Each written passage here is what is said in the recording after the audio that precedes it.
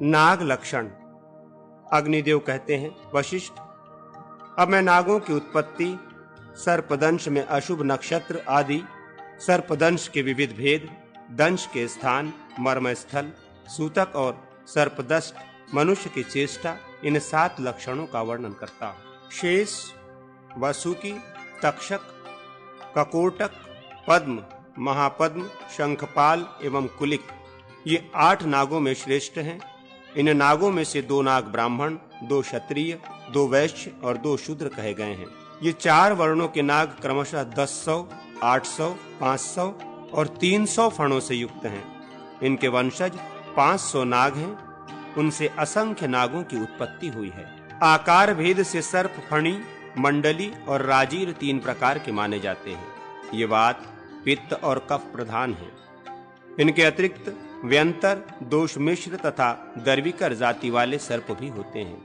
ये चक्र, हल, छत्र, स्वस्तिक और अंकुश के चिन्हों से युक्त होते हैं। गोनस सर्प विविध मंडलों से चित्रित दीर्घकाय और मंदगामी होते हैं। राजिल सर्प स्निग्ध तथा उदरभाग और पार्श्वभाग में रेखाओं से सुशोभित होते हैं। व्यंतर सर्प मिश्रित चिन्हों से युक्त होते हैं। इनके पार्थिव, आप्य, जल संबंधी, आग्नेय और वायव्य, ये 4 मुख्य भेद और 26 अवांतर भेद हैं। गोनस सर्पों के 16, राजील जातीय सर्पों के 13 और व्यंतर सर्पों के 21 भेद हैं। सर्पों की उत्पत्ति के लिए जो काल बताया गया, उससे भिन्न काल में जो सर्प उत्पन्न होते हैं वे व्यंतर माने गए हैं। आषाढ़ से लेकर 3 मासों तक सर्पों की गर्भ स्थिति होती है। गर्भ स्थिति के 4 मास व्यतीत होने पर सर्पिणी 240 अंडे प्रसव करती है। सर्प शावक के उन अंडों से बाहर निकलते ही उनमें स्त्री, पुरुष और नपुंसक के लक्षण प्रकट होने से पूर्व ही प्रायः सर्पगण उनको खा जाते हैं। कृष्ण सर्प आंख खुलने पर 1 सप्ताह में अंडे से बाहर आता है। उसमें 12 दिनों के बाद ज्ञान का उदय होता है। 20 दिनों के बाद वो सूर्य दर्शन होने पर उसके 32 दांत और 4 दाढ़ें निकल आती हैं। सर्प की कराली, मकरी, कालरात्रि और यमदूती का ये 4 विषयुक्त दाढ़ें होती हैं। ये उसके वाम और दक्षिण पार्श्व में स्थित होती हैं। सर्प 6 महीने के बाद केंचुअल को छोड़ता है और 120 वर्ष तक जीवित रहता है। शेष आदि 7 नाग क्रमशः रवि आदि वारों के स्वामी माने गए हैं। वे वारेश दिन और रात्रि में भी रहते हैं। दिन के 7 भाग रहने पर पहला भाग वारेश का होता है। शेष 6 भागों का अन्य 6 नाग क्रमशः उपभोग करते हैं। शेष आदि 7 नाग अपने अपने वारों में उदित होते हैं, किंतु कुलिक का उदय सबके संधिकाल में होता है अथवा महापद्म और शंखपाल के साथ कुलिक का उदय माना जाता है। मतांतर के अनुसार महापद्म और शंखपाल के मध्य की 2 घड़ियों में कुलिक का उदय होता है। कुलिकोदय का समय सभी कार्यों में दोष युक्त माना गया है। सर्पदंश में तो वह विशेषता अशुभ है। कृतिका, भरणी, स्वाति, मूल, पूर्वा फाल्गुनी, पूर्वाषाढ़ा, पूर्व भाद्रपदा, अश्विनी, विशाखा, आद्रा, आश्लेषा, चित्रा, श्रवण, रोहिणी, हस्त नक्षत्र, शनि और मंगलवार एवं पंचमी, अष्टमी, षष्ठी, रिक्ता, चतुर्थी और चतुर्दशी एवं शिवा तृतीया तिथि सर्पदंश में निंद मानी गई है। पंचमी और चतुर्दशी तिथियों में सर्प का दंशन विशेषतः निंदित है। यदि सर्प 4 संध्याओं के समय दग्ध योग और दग्ध राशि में डंस ले तो अनिष्ट कारक होता है। 1, 2 और 3 दंशों को क्रमशः दष्ट, विध्व और खंडित कहते हैं। इसमें मनुष्य सुरक्षित रहता है। इस प्रकार सर्पदंश के 4 भेद हुए। इनमें 3, 2 एवं 1 दंश वेदनाजनक और रक्तस्राव करने वाले हैं। 1 पैर और कूर्म के समान आकार वाले दंश मृत्यु से प्रेरित होते हैं। अंगों में दाह, शरीर में चींटियों के रेंगने का सा अनुभव, कंठशोथ एवं अन्य पीड़ा से युक्त और व्यथाजनक गांठ वाला दंशन विषयुक्त माना जाता है। इनसे भिन्न प्रकार का सर्पदंश विषहीन होता है। देव मंदिर, शून्य ग्रह, वल्मीक, बांबी, उद्यान, वृक्ष के कोटर, 2 सड़कों या मार्गों की संधि, शमशान, नदी सागर संगम, द्वीप, चतुष्पथ, चौराहा, राजप्रासाद, गृह, कमलवन, पर्वत शिखर, बिलद्वार, जीर्णकूप, जीर्णगृह, दीवाल, शोभांजन, श्लेषमातक, लिसोड़ा, वृक्ष, जम्बू वृक्ष, उदुम्बुर वृक्ष, वेणुवन, बंसवारी, वटवृक्ष और जीर्ण प्राकार, चार दीवारी आदि स्थानों में सर्प निवास करते हैं। इंद्रिय छिद्र, मुख, हृदय, कक्ष, जत्रु, ग्रीवामूल, तालु, ललाट, ग्रीवा, सिर, चिबुक, ठुड्डी, नाभि और चरण, इन अंगों में सर्पदंश अशुभ है। विष चिकित्सक को सर्पदंश की सूचना देने वाला दूत यदि हाथों में फूल लिए हो, सुंदर वाणी बोलता हो, उत्तम बुद्धि से युक्त हो, सर्पदृष्ट मनुष्य के समान लिंग एवं जाति का हो, श्वेत वस्त्रधारी हो, निर्मल और पवित्र हो तो शुभ माना गया है। इसके विपरीत जो दूत मुख्य द्वार के सिवा दूसरे मार्ग से आया हो, शस्त्र युक्त एवं प्रमादी हो, भूमि पर दृष्टि गड़ाए हो, गंदा या बदरंग वस्त्र पहने हो, हाथ में पाश आदि लिए हो, गदगद कंठ से बोल रहा हो, सूखे काठ पर बैठा हो, खिन्न हो तथा जो हाथ में काले तिल लिए हो या लाल रंग के धब्बे से युक्त वस्त्र धारण किए हो अथवा भीगे वस्त्र पहने हुए हो, जिसके मस्तक के बालों पर काले और लाल रंग के फूल पड़े हों, अपने कूचों का मर्दन, नखों का छेदन या गुदा का स्पर्श कर रहा हो, भूमि को पैर से खुरच रहा हो, केशों को नोच रहा हो या तिनके तोड़ रहा हो, ऐसे दूत दोषयुक्त कहे गए हैं। इन लक्षणों में से एक भी हो तो अशुभ है। अपनी ओर दूत की यदि इडा अथवा पिंगला या दोनों ही नाड़ियां चल रही हों, उन दोनों के इन चिन्हों से डसने वाले सर्प को क्रमशः स्त्री, पुरुष अथवा नपुंसक जाने। दूत अपने जिस अंग का स्पर्श करे, रोगी के उसी अंग में सर्प का दंश हुआ जाने। दूत के पैर चंचल हों तो अशुभ और यदि स्थिर हों तो शुभ माने गए हैं। किसी जीव के पार्श्व देश में स्थित दूत शुभ और अन्य भागों में स्थित अशुभ माना गया है। दूत के निवेदन के समय किसी जीव का आगमन शुभ और गमन अशुभ है। दूत की वाणी यदि अत्यंत दोषयुक्त हो अथवा सुस्पष्ट प्रतीत न होती हो तो वह निंदित कही गई है। उसके सुस्पष्ट एवं विभक्त वचनों द्वारा ये ज्ञात होता है कि सर्प का दंशन विष युक्त है अथवा विष रहित। दूत के वाक्य के आदि में स्वर और कादि वर्ग के भेद से लिपि के दो प्रकार माने जाते हैं।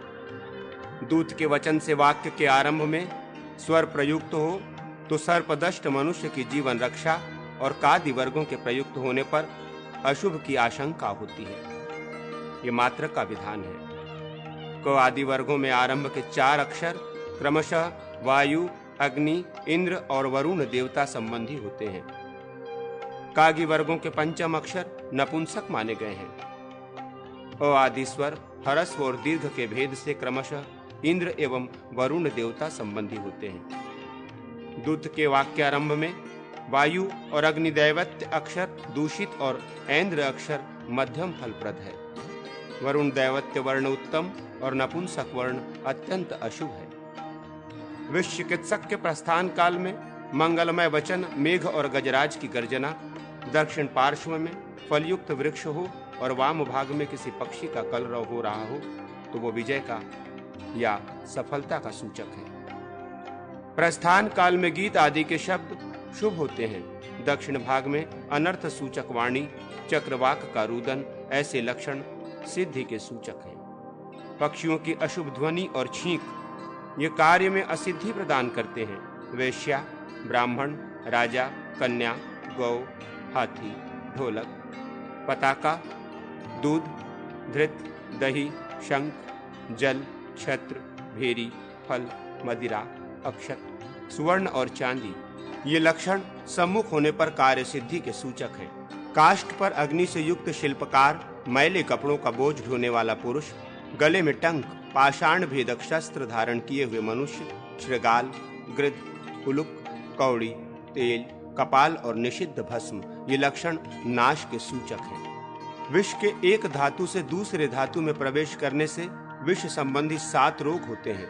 विषदंश पहले ललाट में, ललाट से नेत्र में और नेत्र से मुख में जाता है। मुख में प्रविष्ट होने के बाद वो संपूर्ण धमनियों में व्याप्त हो जाता है, फिर क्रमशः धातुओं में प्रवेश करता है। दष्ट चिकित्सा। अग्निदेव कहते हैं, वशिष्ठ, अब मैं मंत्र, ध्यान और औषधि के द्वारा सांप के डसे हुए मनुष्य की चिकित्सा का वर्णन करता हूं। ओम नमो भगवते नीलकंठाय। इस मंत्र के जप से विष का नाश होता है। घृत के साथ गोबर के रस का पान करें। यह औषधि सांप के डसे हुए मनुष्य के जीवन की रक्षा करती है। विष दो प्रकार के कहे जाते हैं। जंगम विष, जो सर्प और मूसक आदि प्राणियों में पाया जाता है, एवं दूसरा स्थावर विष, जिसके अंतर्गत श्रृंगी, सिंगी आदि विष भेद है। शांत स्वर से युक्त ब्रह्मा, शौं, लोहित, ही, तारक, ओम और शिव, होम, ये 4 अक्षरों का व्यति संबंधी नाम मंत्र है। इसे शब्द में तारक्ष गरुड़ माना गया है। ओम ज्वल महामते हृदयाय नमः। गरुड़ विशाल शिर से स्वाहा। गरुड़ शिखाय वषट। गरुड़ विषभंजन प्रभदेन प्रभदेन। वित्रासय वित्रासय विमर्दय विमर्दय कवचाय हुम। उग्र रूप धारक सर्व भयंकर भीषय भीषय सर्व दह दह भस्मी कुरु कुरु स्वाहा। नेत्रत्राय वौषट अप्रतिहत शासनम वम हुम फट अस्त्राय फट। मात्रकामय कमल बनावे, उसके 8 दिशाओं में 8 दल हों। पूर्वादि दलों में 2-2 के क्रम से समस्त स्वर्ण वर्णों को लिखे। कवर्गादि 7 वर्गों के अंतिम 2-2 अक्षरों का भी प्रत्येक दल में उल्लेख करें। उस कमल के केसर भाग को वर्ग के आदि अक्षरों से अवरुद्ध करें तथा कर्णिका में अग्नि बीज रम लिखें। मंत्र का साधक उस कमल को हृदयस्थ करके बाएं हाथ की हथेली पर उसका चिंतन करें। अंगुष्ठ आदि में व्यति मंत्र के वर्णों का न्यास करें और उनके द्वारा भेदित कलाओं का भी चिंतन करें। तदनंतर चावकूर भूपूर नामक मंडल बनावे, जो पीले रंग का हो और चारों ओर से वज्र द्वारा चिन्हित हो। ये मंडल इंद्र देवता का होता है। अर्धचंद्राकार वृत्त जल देवता संबंधी है। कमल का आधा भाग शुक्ल वर्ण का है, उसके देवता वरुण है। फिर स्वस्थ चिन्ह से युक्त त्रिकोणाकार तेजोमय वही देवता के मंडल का चिंतन करें। वायु देवता का मंडल बिंदु युक्त एवं वृत्ताकार है, वो कृष्णमाला से सुशोभित है, ऐसा चिंतन करें। ये 4 भूत अंगुष्ठ, तर्जनी, मध्यमा और अनामिका, इन 4 अंगुलियों के मध्य पर्वों में स्थित अपने निवास स्थानों में विराजमान है और सुवर्णमय नागवाहन से इनके वास स्थान आवेष्टित है। इस प्रकार चिंतन पूर्वक क्रमशः पृथ्वी आदि तत्वों का अंगुष्ठ आदि के मध्य पर्वों में न्यास करें। साथ ही व्यति मंत्र के 4 वर्णों को भी क्रमशः उन्हीं में विन्यस्त करें। इन वर्णों की कांति उनके सुंदर मंडलों के समान है। इस प्रकार न्यास करने के पश्चात रूप रहित शब्द तन्मात्रमय शिव देवता के आकाश तत्व का कनिष्ठा के मध्य पर्वों में चिंतन करके उसके भीतर वेद मंत्र के प्रथम अक्षर का न्यास करें। पूर्वोक्त नागों के नाम के आदि अक्षरों का उनके अपने मंडलों में न्यास करें। पृथ्वी आदि भूतों के आदि अक्षरों का अंगुष्ठ आदि अंगुलियों के अंतिम पर्वों पर न्यास करें तथा विद्वान पुरुष गंध तन्मात्रा आदि के गंधादि गुण संबंधी अक्षरों का 5 उंगलियों में न्यास करें। इस प्रकार न्यास ध्यान पूर्वक ताक्ष मंत्र से रोगी के हाथ का स्पर्श मात्र करके मंत्रज्ञ विद्वान उसके स्थावर जंगम दोनों प्रकार के विषयों का नाश कर देता है। विद्वान पुरुष पृथ्वी मंडल आदि में विन्यस्त व्यति मंत्र के 4 वर्णों का अपने श्रेष्ठ 2 उंगलियों द्वारा शरीर के नाभि स्थानों और पर्वों में न्यास करें। तदनंतर गरुड़ के स्वरूप का इस प्रकार ध्यान करें। पक्षीराज गरुड़ दोनों घुटनों तक सुनहरी आभा से सुशोभित हैं। घुटनों से लेकर नाभि तक उनकी अंग कांति बर्फ के समान सफेद है। वहां से कंठ तक वे कुमकुम के समान अरुण प्रतीत होते हैं और कंठ से केश पर्यंत उनकी कांति असित श्याम है। वे समूचे ब्रह्मांड में व्याप्त हैं। उनका नाम चंद्र है और वे नागमय आभूषण से विभूषित हैं। उनकी नासिका का अग्रभाग नीले रंग का है और उनके पंख बड़े विशाल हैं। मंत्रज्ञ विद्वान अपने आप का भी गरुड़ के रूप में ही चिंतन करें। इस तरह गरुड़ स्वरूप मंत्र प्रयोक्ता पुरुष के वाक्य से मंत्र विष पर अपना प्रभाव डालता है। गरुड़ के हाथी की मुट्ठी रोगी के हाथ में स्थित हो और वो उसके अंगुष्ठ में स्थित विष का विनाश कर देती है। मंत्रज्ञ पुरुष अपने गरुड़ स्वरूप हाथ को ऊपर उठाकर उसकी 5 उंगलियों के चालन मात्र से विष से उत्पन्न होने वाले मद पर दृष्टि रखते हुए उस विष का स्तंभन आदि कर सकता है। आकाश से लेकर भुज बीज पर्यंत जो 5 बीज हैं, उन्हें पंचाक्षर मंत्र राज कहा गया है। उसका स्वरूप इस प्रकार है। हम यम रम वम लम। अत्यंत विष का स्तंभन करना हो तो इस मंत्र के उच्चारण मात्र से मंत्रज्ञ पुरुष विष को रोक देता है। ये व्यस्तत्व भूषण बीज मंत्र है, अर्थात इन बीजों को उलट फेर कर बोलना इस मंत्र के लिए भूषण रूप है। इसको अच्छी तरह साध लिया जाए और इसके आदि में संप्लवन, प्लावय, प्लावय ये वाक्य जोड़ दिया जाए तो मंत्र प्रयोक्ता पुरुष इसके प्रयोग से विष का संहार कर सकता है। इस मंत्र के भली भांति जब से अभिमंत्रित जल के द्वारा अभिषेक करने मात्र से ये मंत्र अपने प्रभाव द्वारा उस रोगी से डंडा उठवा सकता है, अथवा मंत्र जप पूर्वक की गई शंख भेरियादि की ध्वनि को सुनने मात्र से ये प्रयोग रोगी के विष को अवश्य ही दग्ध कर देता है। यदि भू बीज, लम तथा तेजो बीज, रम को उलट कर रखा जाए, अर्थात हम, यम, लंग, वंग, रम इस प्रकार मंत्र का स्वरूप कर दिया जाए तो इसका प्रयोग भी उपर्युक्त फल का साधक होता है, अर्थात उससे भी विष का दहन हो जाता है। भूबीज और वायु बीज का व्यत्यय करने से जो मंत्र बनता है वो हम, लम, रम, वम, यम विष का संक्रामक होता है, अर्थात उसका अन्यत्र संक्रमण करा देता है। मंत्र प्रयोक्ता पुरुष रोगी के समीप बैठा हो या अपने घर में स्थित हो, यदि गरुड़ के स्वरूप का चिंतन तथा अपने आप में भी गरुड़ की भावना करके रम, वम इन दो ही बीजों का उच्चारण जप करे तो इस कर्म को सफल बना सकता है। गरुड़ और वरुण के मंदिर में स्थित होकर उक्त मंत्र का जप करने से मंत्रज्ञ पुरुष विष का नाश कर देता है। स्वधा और श्री के बीजों से युक्त करके यदि इस मंत्र को बोला जाए तो इसे जानुदंडी मंत्र कहते हैं। इसके जप पूर्वक स्नान और जलपान करने से साधक सब प्रकार के विष, ज्वर, रोग और अपमृत्यु पर विजय पा लेता है। पक्षी पक्षी महापक्षी महापक्षी वी स्वाहा, पक्षी पक्षी महापक्षी महापक्षी शी शी शी स्वाहा ये दो पक्षीराज गरुड़ के मंत्र हैं। इनके द्वारा अभिमंत्रण करने अर्थात इनके जप पूर्वक रोगी को झाड़ने से ये दोनों मंत्र विष के नाशक होते हैं। पक्षीराजाय विद्वये पक्षी देवाय धीमहि तन्नो गरुड़ प्रचोदयात् ये गरुड़ गायत्री मंत्र है। उपर्युक्त दोनों पक्षीराज मंत्रों को रम बीज से आवृत करके उनके पार्श्व भाग में भी रम बीज जोड़ दें। तदनंतर दंत, श्री, दंडी, काल और लांगली से उन्हें युक्त कर दें और आदि में पूर्वोक्त नीलकंठ मंत्र जोड़ दें। इस प्रकार बताए गए मंत्र का वक्षः स्थल, कंठ और शिखा में न्यास करें। उक्त दोनों मंत्रों का संस्कार करके उन्हें स्तंभ में अंकित करें। इसके पश्चात निम्नांकित रूप से न्यास करें। हर हर स्वाहा हृदयाय नमः, कपिर्दने स्वाहा शीर्षे स्वाहा, नीलकंठाय स्वाहा शिखाय वषट, कालकुट विष भक्षणाय हुम फट, कवचाय हुम इससे भुजाओं तथा कंठ का स्पर्श करें। कृतिवास से नेत्रत्राय वौषट नीलकंठाय स्वाहा अस्त्राय फट जिनके पूर्व आदि मुख क्रमशः श्वेत, पीत, अरुण और श्याम हैं, जो अपने चारों हाथों में क्रमशः अभय, वरद, धनुष तथा वासु की नाग को धारण करते हैं, जिनके गले में यज्ञोपवीत शोभा पाता है और पार्श्व भाग में गौरी देवी विराजमान है। वे भगवान रुद्र इस मंत्र के देवता हैं। दोनों पैर, दोनों घुटने, गुहा भाग, नाभि, हृदय, कंठ और मस्तक इन अंगों में मंत्र के अक्षरों का न्यास करके दोनों हाथों में अंगुष्ठ आदि उंगलियों में अर्थात तर्जनी से लेकर तर्जनी पर्यंत अंगुलियों में मंत्राक्षरों का न्यास करके संपूर्ण मंत्र का अंगुष्ठों में न्यास करें। इस प्रकार ध्यान और न्यास करके शीघ्र ही बंधी हुई शूल मुद्रा द्वारा विष का संहार करें। कनिष्ठा अंगुली ज्येष्ठा से बंध जाए और 3 अन्य उंगलियां फैल जाएं तो शूल मुद्रा होती है। विष का नाश करने के लिए बाएं हाथ का और अन्य कार्य में दक्षिण हाथ का प्रयोग करना चाहिए। ओम नमो भगवते नीलकंठाय चिह अमलकंठाय चिह सर्वयज्ञ कंठाय चिह क्षिप क्षिप ओम स्वाहा अमल नीलकंठाय नैक सर्प विषपहाय नमस्ते रुद्रमन्वये। इस मंत्र को पढ़कर झाड़ने से विष नष्ट हो जाता है, इसमें संदेह नहीं है।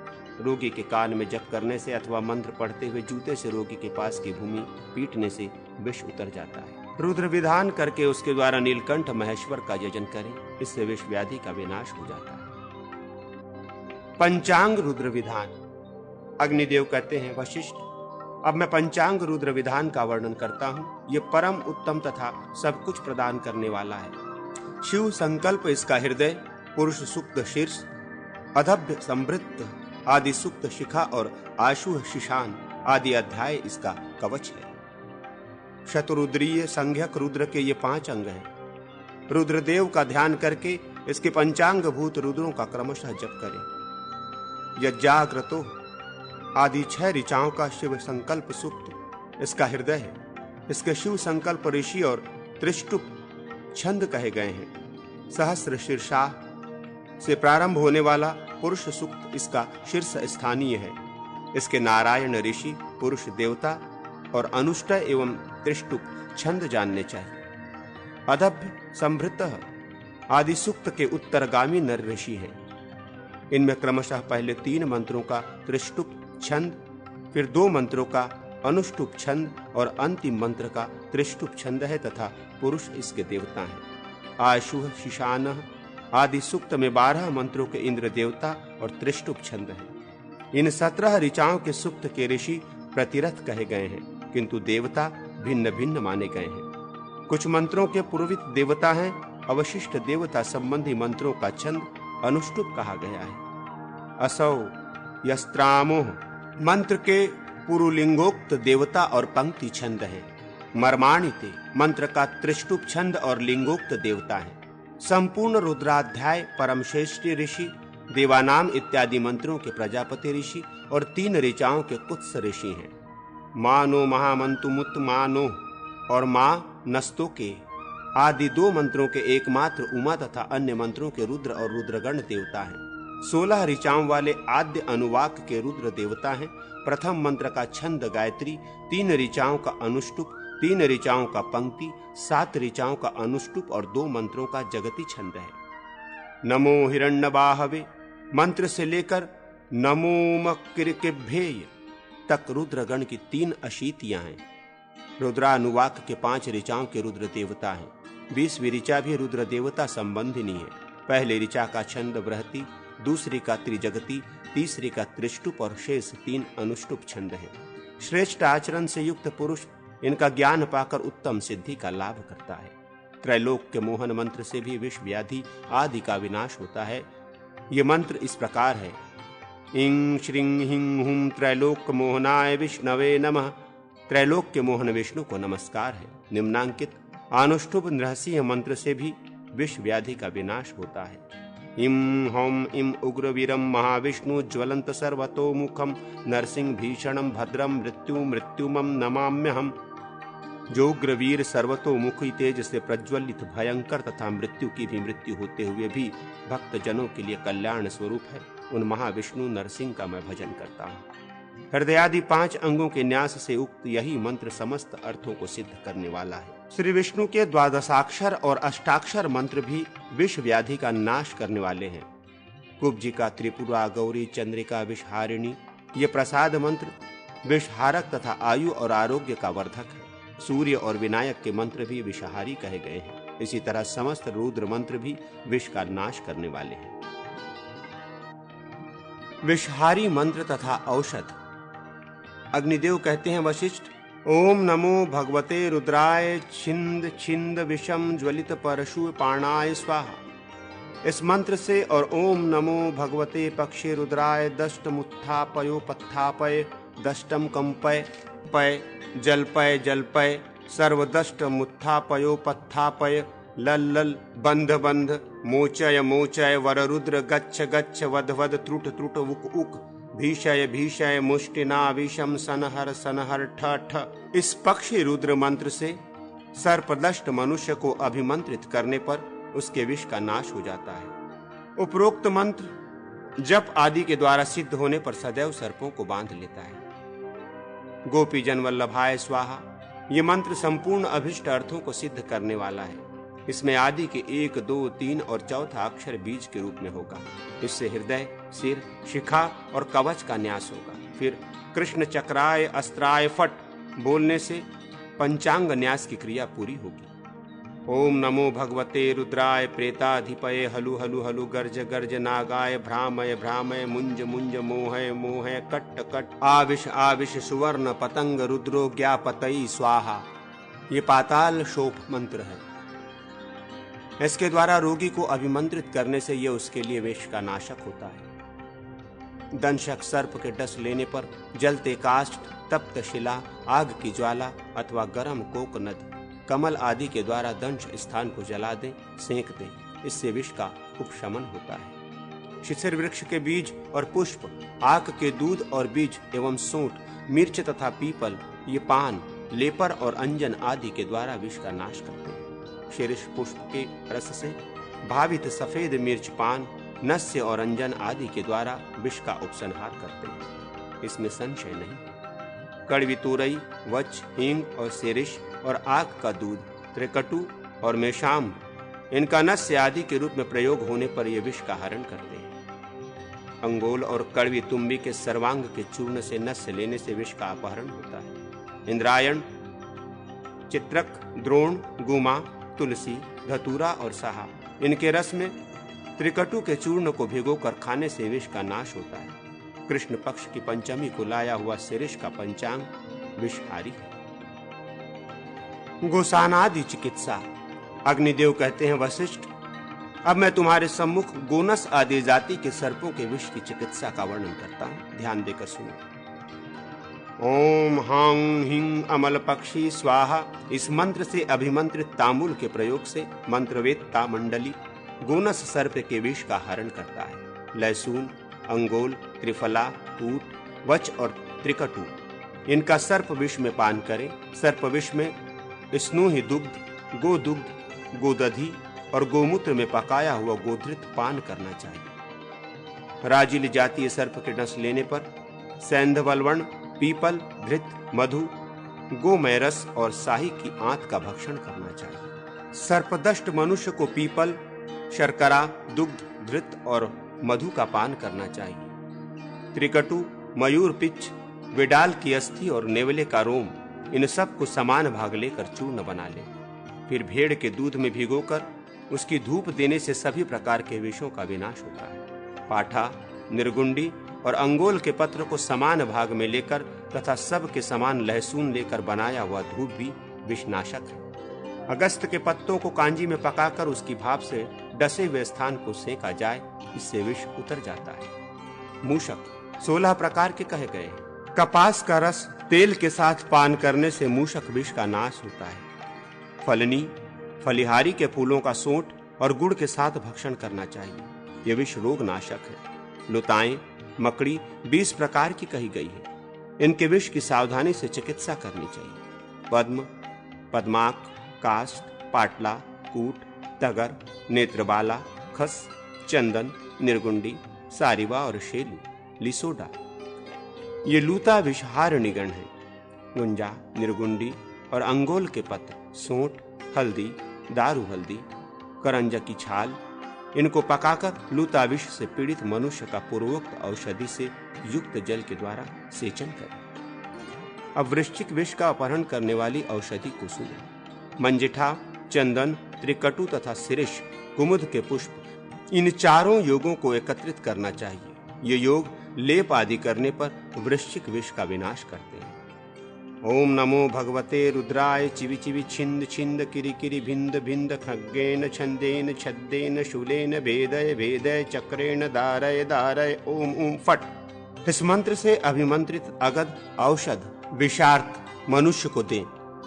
ये गर्दभ आदि के विष का विनाश करता है। त्रिफला, खस, नागरमोथा, नेत्रबाला, जटामासी, पद्मक और चंदन, इनको बकरी के दूध के साथ पिलाने पर गर्दभ आदि के विषों का नाश होता है। शीर्ष का पंचांग और त्रिकटु गोजर के विष का हरण करता है। स्नूही दुग्ध के साथ सिरस की छाल उरुंदज, दरदुर, मेढक के विष का वमन करती है। त्रिकटु और तगरमूल के धृत के साथ प्रयुक्त होने पर मत्स्य विष का नाश करते हैं। यवक्षार, त्रिकटु, वच, हींग, बायबिडिंग, सैंधवलवण, तगर, पाठा, अतिबला और कूट, ये सभी प्रकार के कीट विषों का विनाश करते हैं। मुलहटी, त्रिकटु, गुड़ और दुग्ध का, इनका योग पागल कुत्ते के विष का हरण करता है। ओम सुभद्राय नमः, ओम सुप्रभाय नमः, ये औषधि उखाड़ने का मंत्र है।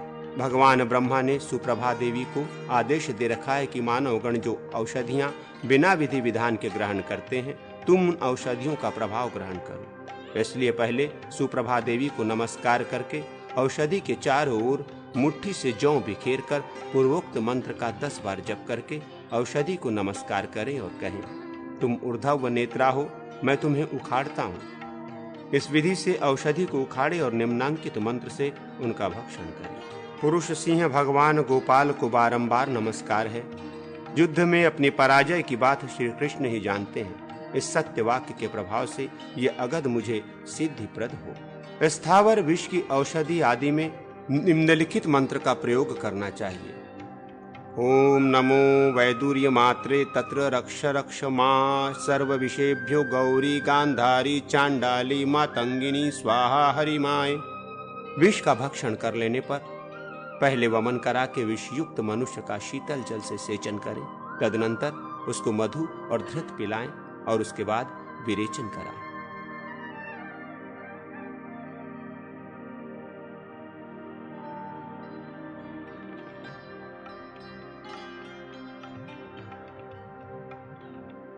बालादिग्रहहर बाल तंत्र। अग्निदेव कहते हैं, वशिष्ठ, अब मैं बालादिग्रहों को शांत करने वाले बाल तंत्र को कहता हूँ। शिशु को जन्म के दिन पापिनी नाम वाली ग्रही ग्रहण कर लेती है। उससे आक्रांत बालक के शरीर में उद्वेग बना रहता है। वो माँ का दूध पीना छोड़ देता है, लार टपकाता है और बारंबार ग्रीवा को घुमाता है। ये सारी चेष्टा पापिनी ग्रही के कारण ही होती है। इसके निवारण के लिए पापिनी ग्रही और मातृकाओं के उपदेश से उनके योग्य विविध भक्ष्य पदार्थ, गंध, माल्य, धूप एवं दीप की बलि प्रदान करें।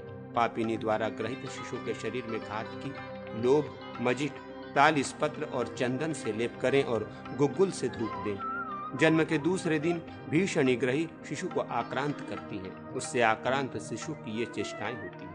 वो खांसी और श्वास से पीड़ित रहता है तथा अंगों को बारंबार सिकोड़ता है। ऐसे बालक को बकरी के मूत्र, अपामार्ग और चंदन के साथ घिसी हुई पिप्पली का सेवन कराना, अनुलेप लगाना चाहिए। गोश्रृंग, गोदंत तथा केशों की धूप दें एवं पूर्वत बलि प्रदान करें। तीसरे दिन घंटाली नाम की ग्रही बच्चे को ग्रहण करती है। उसके द्वारा ग्रहित शिशु की निम्नलिखित चेष्टाएं होती है।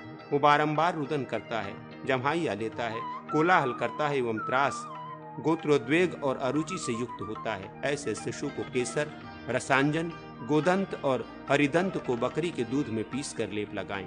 नक, राई और बिल्वपत्र से धूप दें तथा पूर्वोक्त बलि अर्पित करें। चौथी ग्रही काकोली कही गई है। इससे ग्रहित बालक के शरीर में उद्वेग होता है।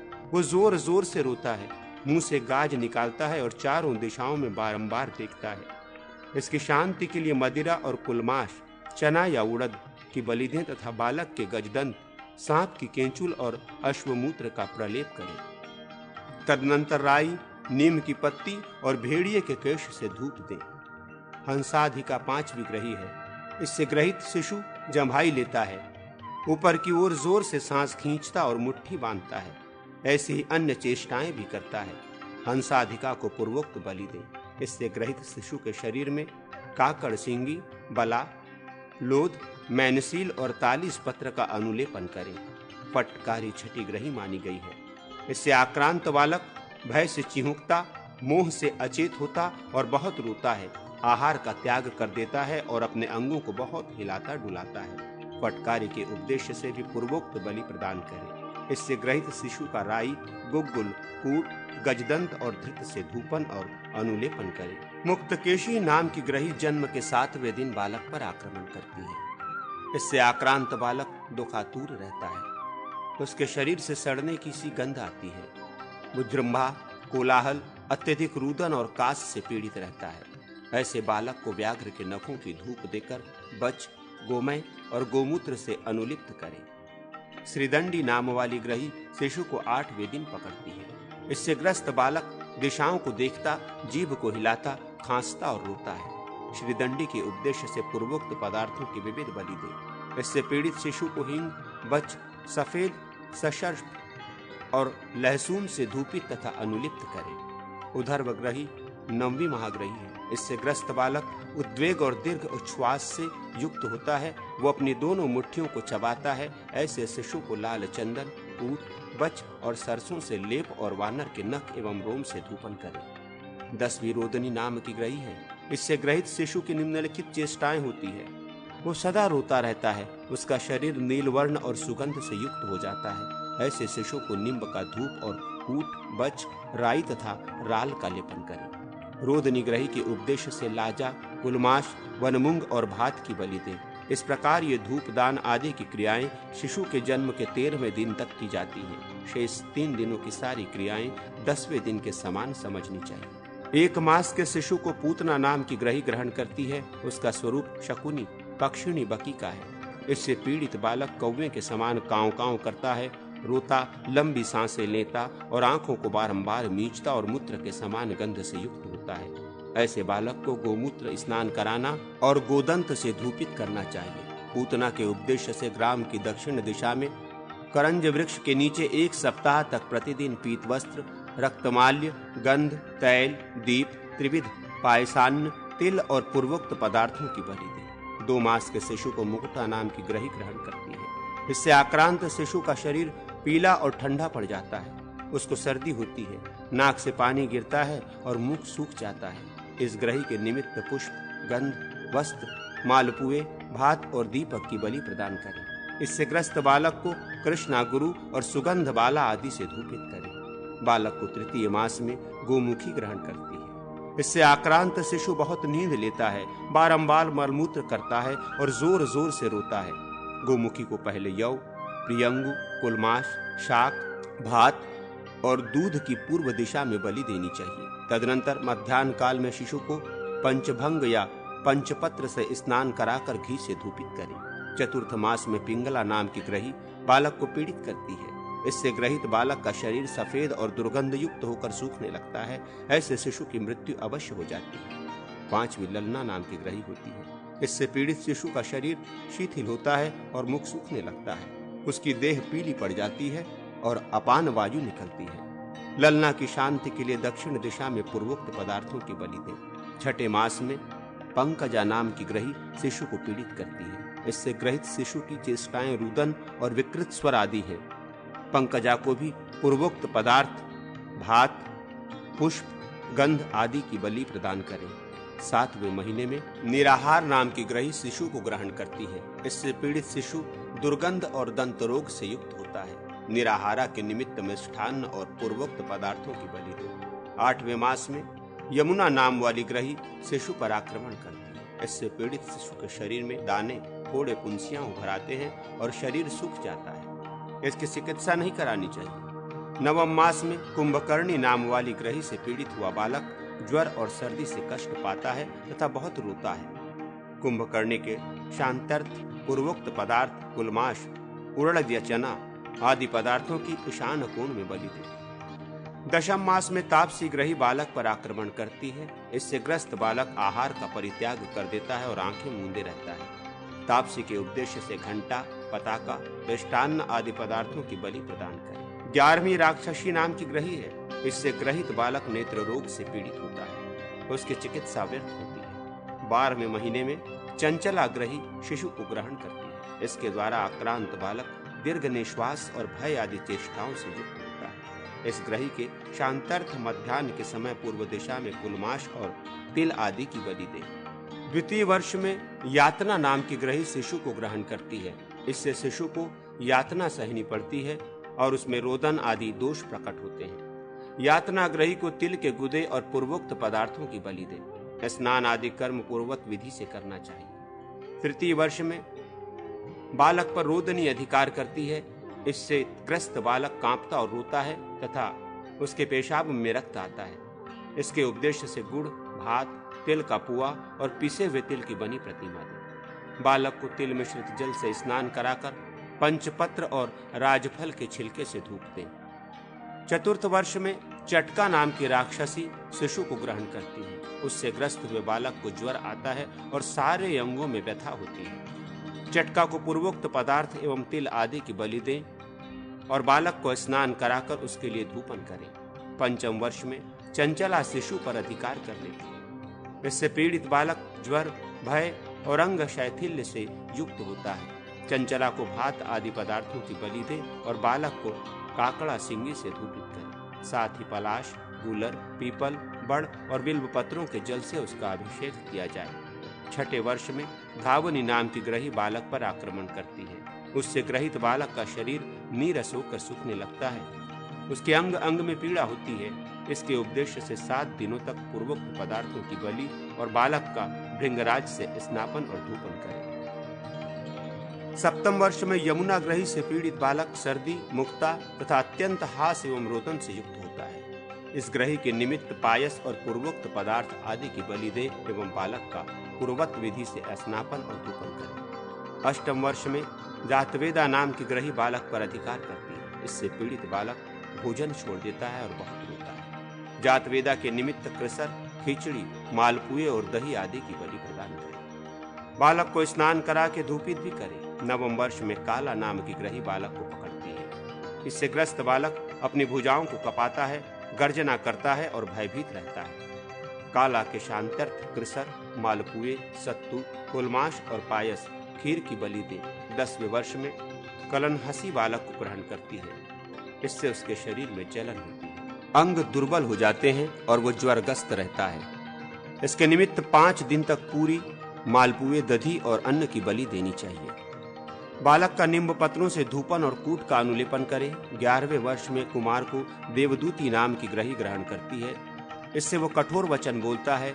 देवदूती के उपदेश से पूर्वत बलिदान और लेपादिक करे। 12वें वर्ष में बलिका से आक्रांत बालक श्वास रोग से युक्त होता है। इसके निमित्त भी पूर्वोक्त विधि से बलि एवं लेपादि करे। 13वें वर्ष में वायवी ग्रही का आक्रमण होता है। इससे पीड़ित कुमार मुख रोग तथा अंग शैथिल्य से युक्त होता है। वायवी को अन्न, गंध, माल्य आदि की बलि दे और बालक को पंचपत्र से स्नान करावे। राई और निम्ब पत्रों से धूपित करें।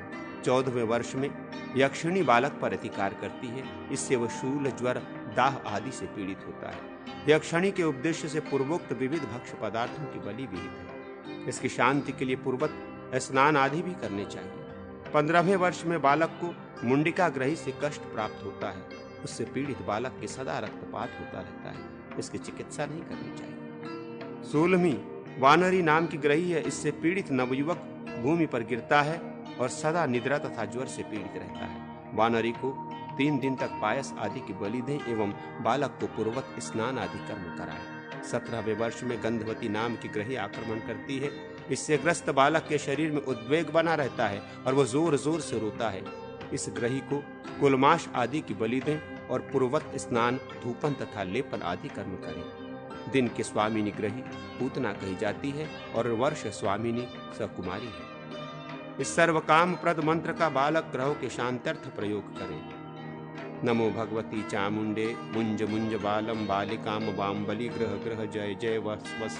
इस रक्षाकारी मंत्र का सर्वत्र बलिदान कर्म में पाठ किया जाता है। ब्रह्मा, विष्णु, शिव, कार्तिकेय, पार्वती, लक्ष्मी एवं मात्र का गण ज्वर तथा दाह से पीड़ित इस कुमार को छोड़ दें और इसकी भी रक्षा करें। इस मंत्र से भी बाल ग्रह जनित पीड़ा का निवारण होता है। ग्रह बाधा एवं रोगों को हरने वाले मंत्र तथा औषध आदि का कथन।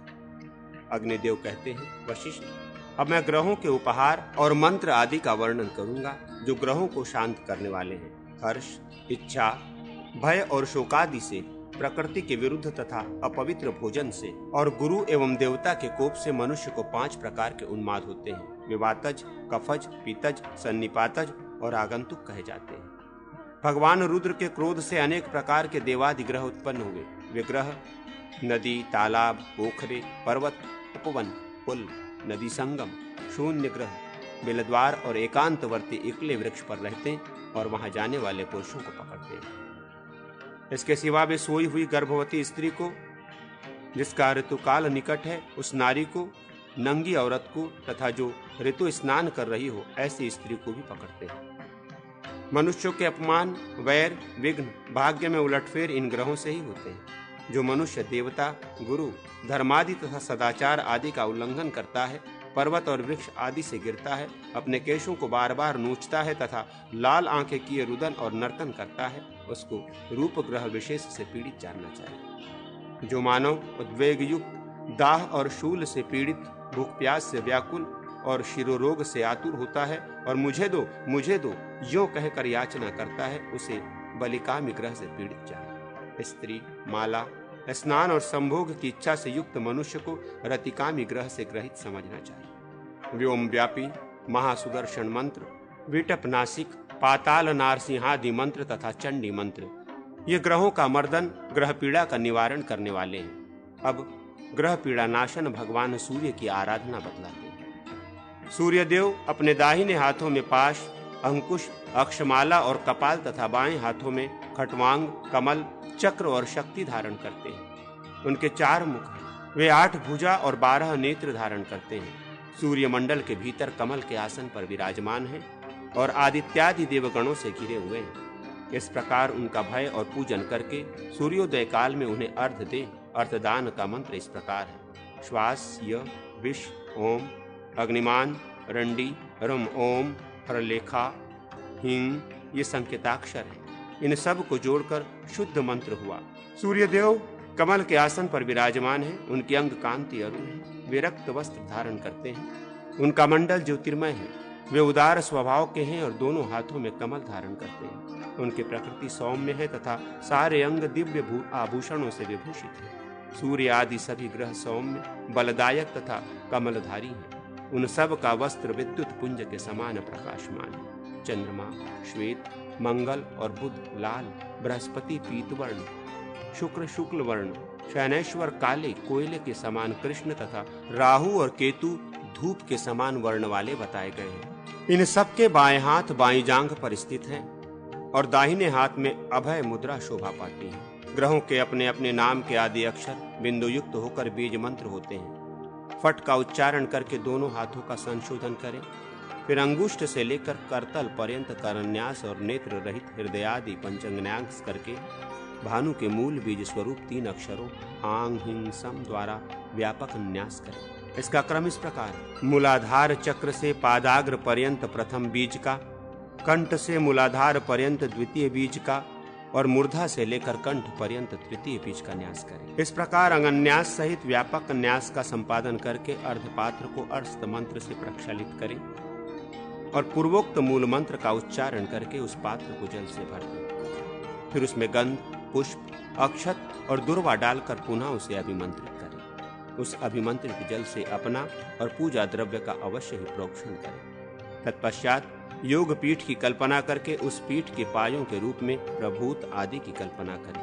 वे क्रमशः इस प्रकार: प्रभूत, विमल, सार, आराध्य और परम सुख। आग्नेयादि 4 कोणों में और मध्य भाग में इनके नाम के अंत में नमः पद जोड़कर इनका आवाहन पूजन करें।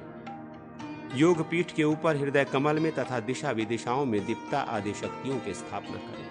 पीठ के ऊपरी भाग में हृदय कमल को स्थापित करके उसके केसरों में 8 शक्तियों की पूजा करनी चाहिए। इस प्रकार शक्तियों की अर्चना करके ओम ब्रह्मा विष्णु शिवात्मकाय सोराय योग पीठाय नमः इस मंत्र से समस्त पीठ की पूजा करें।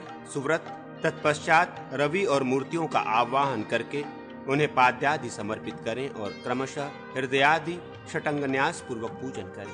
खम कांतो इत्यादि संकेत से खम खलकोकाय नमः ये मंत्र प्रकट होता है। यथा खम मंत्र का स्वरूप है, कांत ख है, दंडिनी ख है, चंड उकार है, संधि करने पर खो हुआ, मज्जा दशन संयुता मानसा, ल दीर्घादि स्वर, आकार से युक्त जल क अर्थात का तथा वायु यकार, इन सब के अंत में हृदय नमः इसके उच्चारण पूर्वक आदित्य मूर्ति परिकल्पयामि, रवि मूर्ति परिकल्पयामि, भानु मूर्ति परिकल्पयामि, भास्कर मूर्ति परिकल्पयामि, सूर्य मूर्ति परिकल्पयामि यूं कहना चाहिए। इन मूर्तियों के पूजन का मंत्र इस प्रकार है: ओम आदित्याय नमः, ए ऐवये नमः, ओम भानुवे नमः, ई भास्कराय नमः, अम सूर्याय नमः। अग्निकोण, नैऋत्य कोण, ईशान कोण और वायव्य कोण, इन 4 कोणों में तथा मध्य में हृदयादि 5 अंगों की उनके नाम मंत्रों से पूजा करनी चाहिए। वह कर्णिका के भीतर ही उक्त दिशाओं में पूजनीय है। अस्त्र की पूजा अपने सामने की दिशा में करनी चाहिए। पूर्वादि दिशाओं में क्रमशः चंद्रमा, बुध, गुरु और शुक्र पूजनीय है तथा आग्नेय आदि कोणों में मंगल, शनैश्वर, राहु और केतु की पूजा करनी चाहिए। प्रश्निपर्णी, हींग, बच, चक्र, पित्त पापड़ा, शिरीष, लहसुन और आमय इन औषधियों को बकरे के मूत्र में पीसकर अंजन और नस से तैयार कर लें। उस अंजन और नस्य के रूप में उक्त औषधों का उपयोग किया जाए तो वे ग्रह बाधा का निवारण करने वाले होते हैं। पाठा, पथ्या, हरय, वचा, शिग्रु, सहिजन, सिंधु, सेंधा नमक, व्योश, रिकटु और इन औषधों को पृथक पृथक एक एक पल लेकर उन्हें बकरी के एक आड़क दूध में पका लें और उस दूध से घी निकाल लें। वो घी समस्त ग्रह बाधाओं को हर लेता है। वृक्षकाली, बिच्छू, घास, फलाकूट, सभी तरह के नमक तथा शांग्रक इनको जल में डाल लें। उस जल का अपस्मार रोग मृगी के विनाश के लिए उपयोग करें। विदारी कंद, कुश, काश तथा इख के क्वाथ सिद्ध किया हुआ दूध रोगी को पिलाएं। जेठी, मधु और भतय के 1-2 रस में घी को पका कर दें अथवा पंचगव्य घी का उस रोग में प्रयोग करें। अब ज्वर निवारक उपाय सुनो। ज्वर गायत्री। ओम भस्मास्त्राय विद्महे एकदंत्राष्टाय धीमहि तन्नो ज्वर प्रचोदयात्। इस मंत्र के जप से ज्वर दूर होता है। श्वास, दमा का रोगी कृष्णोषण, काली मिर्च, हल्दी, रासना, द्राक्षा और तिल का तैल एवं गुड़ का आस्वादन करे अथवा वो रोगी जेठ मधु, मुलहटी और घी के साथ भारगी का सेवन करे या पाठा, तिक्ता, कुटकी, करना, पिप्पली तथा भारगी को मधु के साथ चाटे। धात्री, आंवला, विश्वा, सूंठ, सीता मिश्री, कृष्णा पिप्पली, मुस्ता, नागर मोथा, खजूर मागधी, खजूर और पीपल तथा पीबरा, शतावर ये औषध हिक्का, हिचकी दूर करने वाले हैं। उपर्युक्त तीनों योग मधु के साथ लेने चाहिए। कामल रोग से ग्रस्त मनुष्य को जीरा, मांडू पर्णी, हल्दी और आंवले का रस पिलाना चाहिए। रिकटु, पद्मकाष्ठ, त्रिफला, वाइविडिंग, देवदारू तथा रासना इन सबको सममात्रा में लेकर चूर्ण बना लें और खांड मिलाकर उसे खाएं। इस औषध से अवश्य ही खांसी दूर हो जाती है। सिद्धि, गणपति आदि मंत्र तथा सूर्य देव की आराधना। अग्निदेव कहते हैं वशिष्ठ, श्रांग्री, गवार, दंडी अनुस्वार युक्त हो, उसके साथ पद्मेश, विष्णु, इकार और पावक रकार हो तो इन 4 अक्षरों के मेल से पिंडीभूत बीज ग्री प्रकट होता है। ये सर्वार्थ साधक माना गया है। उपर्युक्त बीज के आदि में क्रमशः दीर्घ स्वरों को जोड़कर उनके स्थान अंग न्यास करें। यथा ग, इस एकाक्षर बीज से भी इसी प्रकार न्यास करना चाहिए। उसमें दीर्घ स्वर जोड़ने पर क्रमशः गांग, गिंग, गुंग, गै, गौंग, गह ये 6 बीज बनेंगे। अंत विसर्ग, विष, म इनसे युक्त खांत ग का उच्चारण किया जाए। ऐसा करने से गम, गह ये 2 बीज प्रकट हुए। औकार और बिंदु से युक्त गौ तीसरा बीज है। बिंदु और कला दोनों से युक्त गह ये चौथा बीज और केवल गकार 5वां बीज है। इस प्रकार विघ्नराज गणपति के ये 5 बीज हैं जिनके पृथक पृथक फल देखे गए हैं। ये सर्वसामान्य पंचांग है। उक्त एकाक्षर बीज मंत्र के 1 लाख जप से सिद्धि प्राप्त होती है। अष्टदल कमल बनाकर उसके दिग्वर्ती दलों में गणेश जी के 4 विग्रहों का पूजन करें। इसी प्रकार वहां क्रमशः 5 अंगों की भी पूजा करनी चाहिए। विग्रहों के पूजन संबंधी मंत्र इस प्रकार हैं। गणाधिपतये नमः, गणेश्वराय नमः, गणनायकाय नमः, गणक्रीडायाय नमः। हृदय आदि 4 अंगों की ओर कोणवर्ती 4 दलों में और अस्त्र की मध्य में पूजा करें।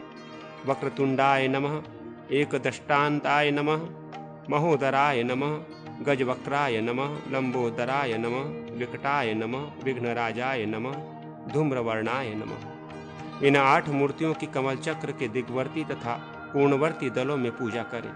फिर इंद्रादि लोकपालों तथा उनके अस्त्रों की अर्चना करें। मुद्रा प्रदर्शन द्वारा पूजन अभिष्ट है। मध्यमा और तर्जनी के मध्य में अंगूठे को डालकर मुट्ठी बांध लेना ये गणेश जी के लिए मुद्रा है। उनका ध्यान इस प्रकार करें। भगवान श्री गणेश की 4 भुजाएं हैं। वे एक हाथ में मोदक लिए हुए हैं तथा शेष 3 हाथों में दंड, पाश एवं अंकुश से सुशोभित हैं। दांतों में उन्होंने भक्ष्य पदार्थ लड्डू को दबा रखा है और उनकी अंग कांति लाल है। वे कमल, पाश और अंकुश से घिरे हुए हैं। गणेश जी की नित्य पूजा करें, किंतु चतुर्थी को विशेष रूप से पूजा का आयोजन करें। सफेद आग की जड़ से उनकी प्रतिमा बनाकर पूजा करें। उनके लिए तिल की आहुति देने पर संपूर्ण मनोरथों की प्राप्ति होती है। यदि दही, मधु, और घी से मिले हुए चावल से आहुति दी जाए तो सौभाग्य की सिद्धि एवं वशिष्ठ की प्राप्ति होती है। घोष ह, असृक र, प्राण य, शांति औ, अर्धि ऊ तथा दंड अनुस्वार ये सब मिलकर सूर्य देव का ह्रौम ओम ऐसा मार्तंड भैरव नामक बीज होता है। इसको बिंब बीज से संपुटित कर दिया जाए तो ये साधकों को धर्म, अर्थ, काम तथा मोक्ष चारों पुरुषार्थों की प्राप्ति कराने वाला होता है। 5 हरस व अक्षरों को आदि में बीज बनाकर उनके द्वारा 5 मूर्तियों का न्यास करें। यथा अम सूर्याय नमः, इम भास्कराय नमः, उम भानवे नमः, अम रवये नमः, ओम दिवाकराय नमः। दीर्घ स्वरों के बीज से हृदयादि अंग न्यास करें। यथा आम हृदयाय नमः इत्यादि इस प्रकार न्यास करके ध्यान करें। भगवान सूर्य ईशान कोण में विराजमान है। उनकी अंग कांति सिंदूर के सदृश अरुण है। उनके आधे वामांग में उनकी प्राणवल्लभा विराज रही है। श्री विद्यार्णव तंत्र में मार्तंड भैरव बीज को ही दीर्घ स्वरों से युक्त करके उनके द्वारा हृदयादि न्यास का विधान किया गया है। यथा ह्यांग हृदयाय नमः, ह्निंग शीर्षे स्वाहा इत्यादि। फिर ईशान कोण में कृतांत के लिए निर्माल्य और चंड के लिए दीप तेज दीप ज्योति अर्पित करें। रोचना, कुमकुम, जल, रक्त चंदन, अक्षत, अंकुर, वेणुबीज, जौ, अघनी, धान का चावल, सांवा, तिल तथा राई और जपा के फूल अर्धपात्र में डालें। फिर उस अर्धपात्र को सिर पर रखकर दोनों घुटने धरती पर टिका दें और सूर्य देव को अर्घ अर्पित करें। अपने मंत्र से अभिमंत्रित 9 कलशों द्वारा ग्रहों का पूजन करके ग्रहादि की शांति के लिए शांति कलश के जल से स्नान एवं सूर्य मंत्र का जप करने से मनुष्य सब कुछ पा सकता है। 148वें अध्याय में कथित संग्राम विजय मंत्र में विजय पोषक बिंदुयुक्त अग्नि रकार अर्थ र जोड़कर उस संपूर्ण मंत्र का मूर्धा से लेकर चरण पर्यंत अकप न्यास करके मूल मंत्र का अर्थात उसके उच्चारण पूर्वक सूर्य देव का आवाहन आदि मुद्राओं के प्रदर्शन पूर्वक पूजन करें। तदनंतर यथोक्त अंगन्यास करके अपने आप का रवि के रूप में चिंतन करें, अर्थात मेरी आत्मा सूर्य स्वरूप है, ऐसी भावना करें। मारण और स्तंभन कर्म में सूर्य देव के पीत वर्ण का, अप्यायन में श्वेत वर्ण का, शत्रुघात की क्रिया में कृष्ण वर्ण का तथा मोहन कर्म में इंद्रधनुष के समान वर्ण का चिंतन करें। जो सूर्य देव के अभिषेक, जप, ध्यान, पूजा और होम कर्म में सदा तत्पर रहता है वो तेजस्वी, अजेय तथा श्री संपन्न होता है और युद्ध में विजय पाता है। तांबूल आदि में उक्त मंत्र का न्यास करके जप पूर्वक उसमें खस का इत्र डालें तथा अपने हाथ में भी संग्राम विजय के बीजों का न्यास करके उस हाथ से किसी को वो तांबूल अर्पण करे अथवा उस हाथ से किसी का स्पर्श कर ले तो वो उसके वश में हो जाता है।